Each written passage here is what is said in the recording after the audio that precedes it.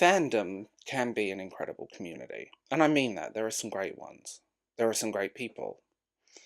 They connect people through shared love of a book, of movies, of games, of a TV show, or even an artist. These spaces can foster creativity, collaboration, and meaningful friendships, and I know that one firsthand. However, no community is perfect. And even the most welcoming fandoms can struggle with this kind of level of toxicity. One thing that I found really interesting in my year-long deep dive into different communities under many fake accounts was the rise of narcissistic behavior in these spaces. It was fascinating to witness, and that's what we're going to talk about. I'm Will, I host the Bald Book Geek. Please like, sub, share this video, and tell me what you think in the comments below. Don't forget, membership and Patreon is available for content you'll never get anywhere else. When we talk about narcissism in fandom, we're not necessarily referring to a clinical narcissistic personality disorder. Instead, we're discussing self-centered, self-righteous, entitled, superiority-driven behavior that emerge when some fans place themselves above others. This narcissistic dynamic can lead to exclusion, conflict, and a shifting atmosphere that undermines the core trust and fun that fandom is meant to bring.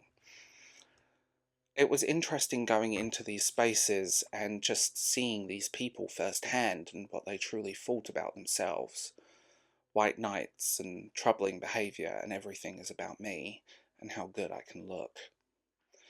At its heart, fandom is about celebrating shared interest, engaging with a community of like-minded individuals, but the narcissistic fandom becomes a platform for self-validation and domination.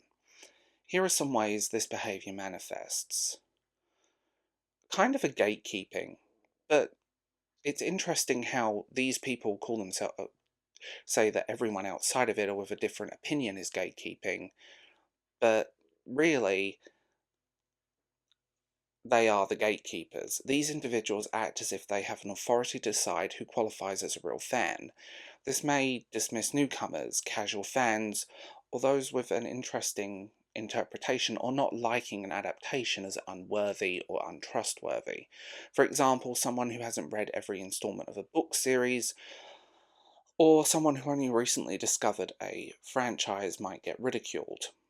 Gatekeeping is particularly damaging because it turns a space which is meant for connection into one of exclusion.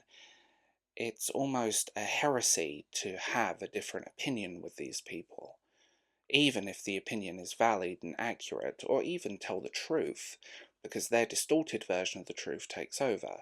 There is a sense of elitist culture within this kind of spaces, Rings of Power, Disney, Star Wars, and countless others. I'm looking at you. Narcissistic fans often exhibit a sense of ownership over the fandom or the source material itself. They may act as if their interpretation of a story, character, or theme is the only correct one, which honestly, it's quite interesting. You must have the right opinion. It's fault policing at its worst. It's interesting watching others get dismissed as wrong or misguided. I'm trying to educate them, coming from a well-known member of a certain fandom who has more troubling history than we will ever know. This behaviour can be essentially harmful in fandoms and divisive. It splits the audience, which is fascinating.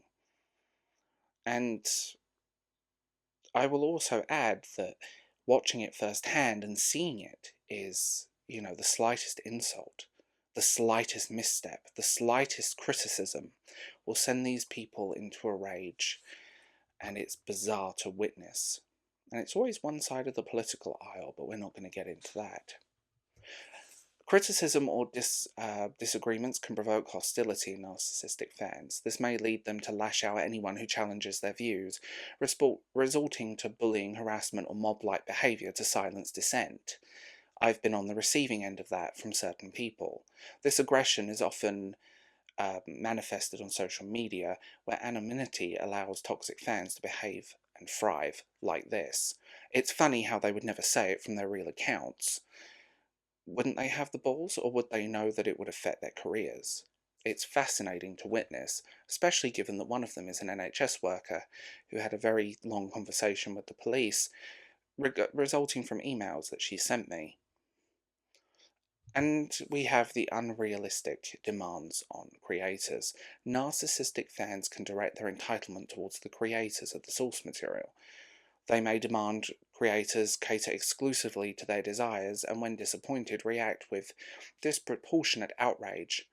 The ship didn't end up together. The fan fiction didn't happen. Examples include targeting authors, directors, or developing with online harassment over creative decisions. And it's just fascinating to witness. And it's fun how these people think that they can control a corporation like Disney or Amazon or Fox or whatever. It's fascinating to witness it.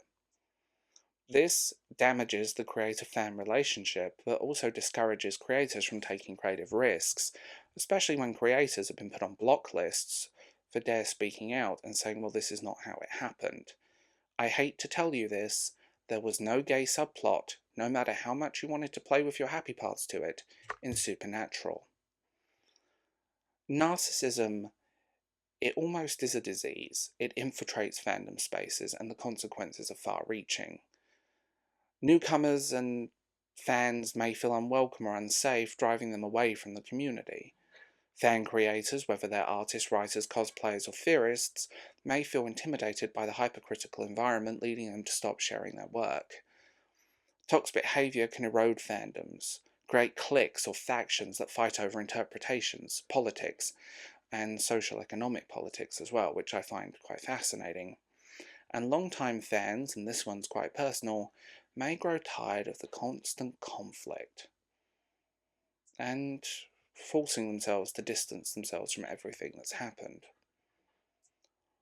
What drives narcissism in fandom? Several factors contribute to the emergence of narcissistic behavior within fandoms. Emotional investment is a key factor. People often develop deep personal connections with their favourite stories, characters, or worlds. These connections can lead some to conflate their identity with the fandom, making them defensive or territorial when challenged. You know, a dog fighting over a bone, growling at you.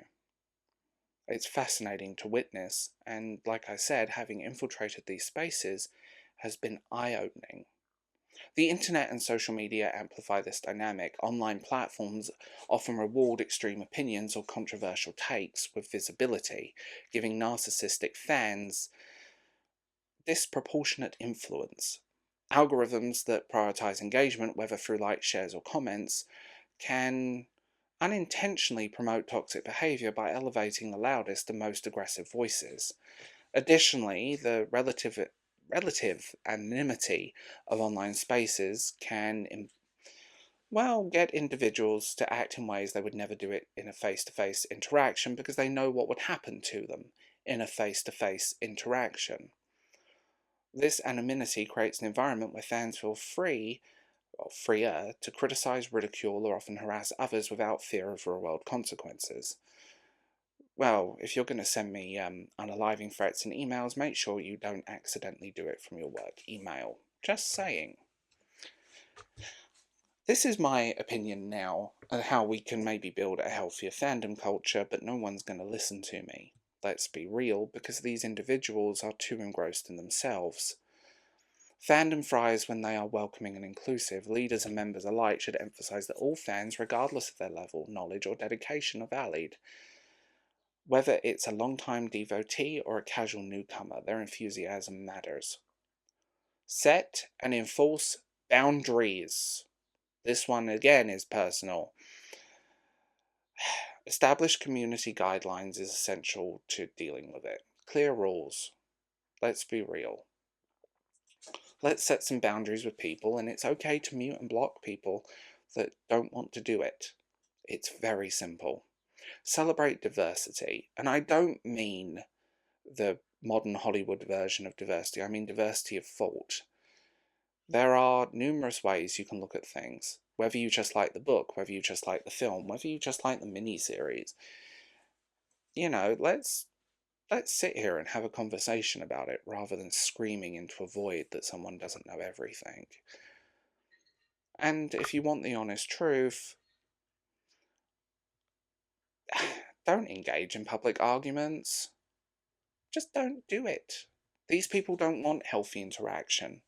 These people want the rage. They want the rage bait. They want the attention. Don't give it to them. And that's very simple. Don't give these people, these morons, these diatribes, any attention. Let them sulk.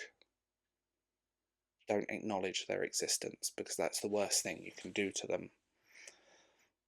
Ultimately, fandom should belong to everyone who loves a story, a character, or a world. No single person or group has ownership over those shared experiences, and that's something else people need to realise. People are not an arbitrary leader.